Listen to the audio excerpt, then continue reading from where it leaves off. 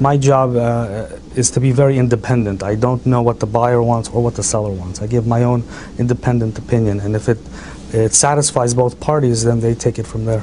I am at I Do Wedding Gowns, where they have been selling beautiful secondhand wedding dresses for 21 years now. But they do tell me that in about the past 6 months, since the economy went south, they've been getting about 25% more consignments. So I'll tell you how much money you can make in a moment. But first, I want to introduce you to a website where people are buying and selling engagement rings. And coincidentally, that site is called IDoNowIDon't.com.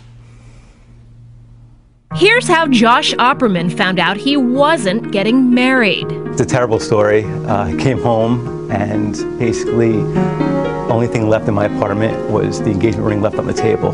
When he tried to return the ring, the jeweler was only willing to give him 35% of what he had paid because he was trying to protect his own profit margin. Josh was devastated. So I was saving for a few years. I was putting away money from my paycheck every month. Shock turned to ingenuity, and Josh and his sister decided to establish a website called IDoNowIDon't.com, where jilted lovers can sell secondhand engagement rings. They say sellers can recoup 65 to 70% of their cost, and buyers can get a bargain.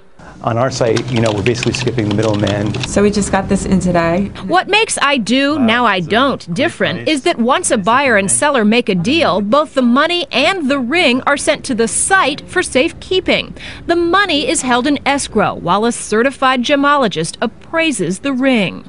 My job is to be very independent. I don't know what the buyer wants or what the seller wants. I give my own independent opinion, and if it satisfies both parties, then they take it from there. More and more people are taking it from there. As the economy's gone down, I Do Now I Don't's volume has gone up. Sellers get to post their story along with their ring. Just listen to the tales of love and loss. We were never married nor engaged, but I purchased this ring in hopes of that commitment. Sadly, it never materialized.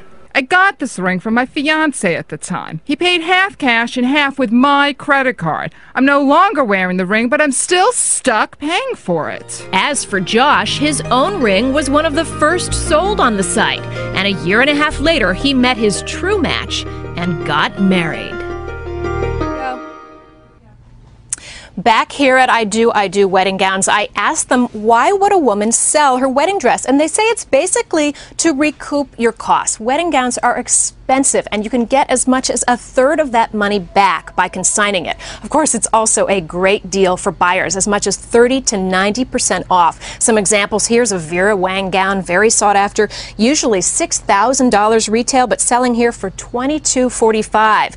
The dresses, of course, are carefully repaired and cleaned. Some of them, like this one, haven't even been worn for one reason or another. And so this was $3,900 retail, but selling here for $2,400.